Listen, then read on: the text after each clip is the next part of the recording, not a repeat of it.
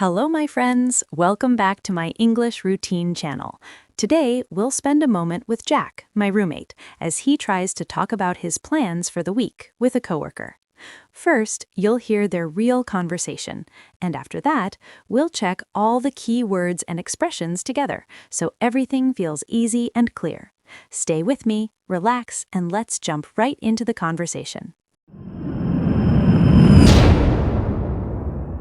Jack, before we walk in, take a breath. You already know how to talk about your week. Just keep it simple. All right, I feel a little nervous, but I can do it. Good. And look, your coworker is right there by the coffee machine.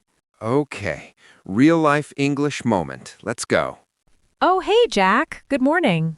Good morning, Sarah. How are you today? I'm doing well, thanks. Mondays are busy, but not too bad. What about you? I'm doing fine, too. A bit tired, but ready for the week. I know that feeling. So how does your week look?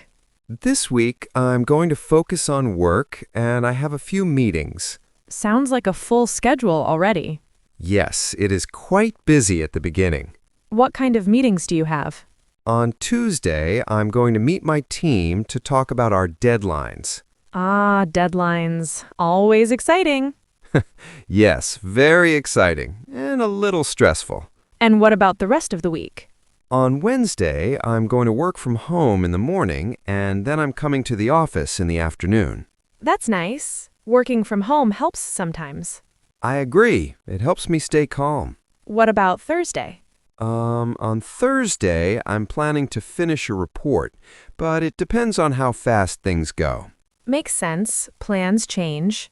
Exactly. My plans are flexible this week. And Friday? Everyone cares about Friday. On Friday, I'm going to finish work a bit earlier, if possible. That sounds good already. Any plans after work? I might meet some friends in the evening. We're thinking about having dinner together. Nice. Do you already know where?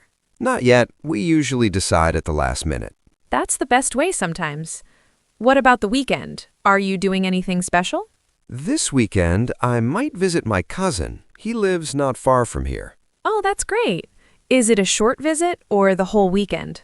Probably just one day, on Saturday, I think. And Sunday? On Sunday, I'm planning to rest and prepare for the next week. That sounds very organized. I try to sound organized. Reality is a bit different. I understand completely. By the way, Clara mentioned you wanted to practice your English more in real conversations. Yes, that's true. I'm trying to talk more about everyday things, like my plans. You're doing really well. Everything you say is clear. Thank you. That's nice to hear. No problem. If you ever want to practice, just talk to me. I appreciate that. It helps a lot. Do you usually have busy weeks like this one? Not always. Some weeks are lighter.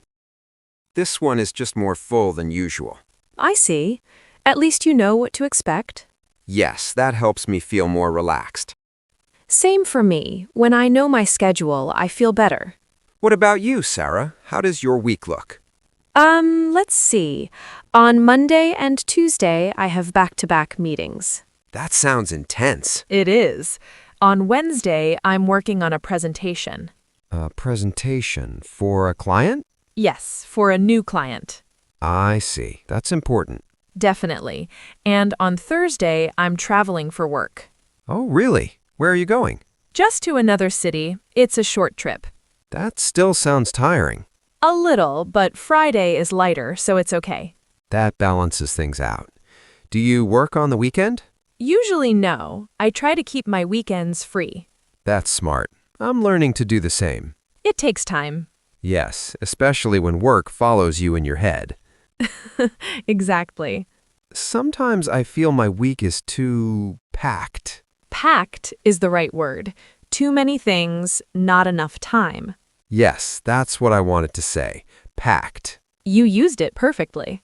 Good to know. In the background. You're doing great, Jack. Thanks, Clara. Are you enjoying living here so far? Yes, I am. Every week feels a bit easier than the last one. That's a good sign. Talking about my plans helps me feel more settled. It makes everything more real, right? Exactly. It connects me to people. I like that way of thinking. Well, I should get back to my desk. That meeting won't prepare itself. Of course, I should do the same. It was nice talking with you, Jack. It was nice talking with you too. Thanks for the conversation. Anytime. See you later. See you later. That went very smoothly. Yes, I was nervous at first, but once we started, it felt natural. You talked about your whole week without rushing. And without panic. That's new for me. You should be proud. I am, a little bit at least. Next, we'll take what you said and practice it again in a calmer way. That sounds good. I'm ready when you are. But before the next pratique, let's quickly look back at the words we used today. Sounds good. I feel ready and honestly a bit proud. You should be. Let's start naturally. Earlier, you talked about your week. A week means 7 days, from Monday to Sunday. Exactly. And people often say something like, "My week is busy," when they have many things to do. Speaking of that, we use the word busy a lot. We did. Busy means having many activities or tasks and not much free time. So you could say, this week is busy because I have many meetings. Nice example. That sounds very natural. That reminds me, you mentioned meetings. Yes, meetings are times when people come together to talk about work or make decisions. And people often say, "I have meetings on Tuesday morning." One of those meetings was about deadlines. Exactly. A deadline is the latest time you must finish something. Like when you say, we have a deadline on Friday, so we need to finish the report. Perfect. That's a very real sentence. You also talked about working from home. Oh yes, I like that one. Working from home means doing your job at your house instead of the office. And you can say, "On Wednesday, I work from home in the morning." That makes my week feel calmer already. And calmer weeks are important. You also said your plans were flexible. Sure, flexible means plans can change easily. People often say, "My schedule is flexible, so I can change my plans." I use that word a lot in real life. And then there was a very good word you noticed yourself, packed. Ah, yes. Packed means very full, with too many things in a short time. That's right. Like when you say, "My schedule is packed this week." That word really fits some weeks of my life. Mine too, honestly. You also mentioned finishing work early. Yes, that means stopping work before the usual time. Exactly. You can say, "On Friday, I finish work early." That sentence always sounds normal to me. It does to most people. Then we talked about the weekend. The weekend means Saturday and Sunday. Right. And people often ask, "What are you doing this weekend?" For the weekend, I said I might visit my cousin. Yes, visit means to go see someone for a short time. So you could also say, I'm visiting my cousin on Saturday. That's a perfect example. And your cousin is a family member, the child of your aunt or uncle. Exactly, like when I say, my cousin lives not far from here. Very clear. You also said that on Sunday you want to rest. Rest means to relax and not work or be active. People often say, on Sunday I rest and stay at home. I think many viewers will like that word. And you added that you want to prepare for next week. Prepare means to get ready for something. You can say, I prepare for the next week on Sunday evening. That helps my Mondays a lot. I believe you. Now let's talk about Sarah's week for a moment. She mentioned back-to-back meetings. Back-to-back meetings means meetings that happen one after another with no break. That's correct. People often say, "I have back-to-back meetings all morning." That sounds tiring already. She also talked about a presentation. A presentation is when you speak to people to explain an idea or project. Yes, like when you say, "I'm working on a presentation for a client." That sentence feels very work-life real. Which brings us to the word client. A client is a person or company you work for or provide a service to. Exactly. You can say, "This client is very important for our team." Then she mentioned traveling for work. Traveling means going from one place to another. Right. And you could say, "I'm traveling for work on Thursday." She said it was a short trip. Yes, a trip is a journey where you go somewhere and come back. Like you can say, it's a short business trip. Perfect. After that, she said Friday was lighter. Lighter means easier or with less work. Exactly. People often say Friday is lighter than the rest of the week. That word gives hope.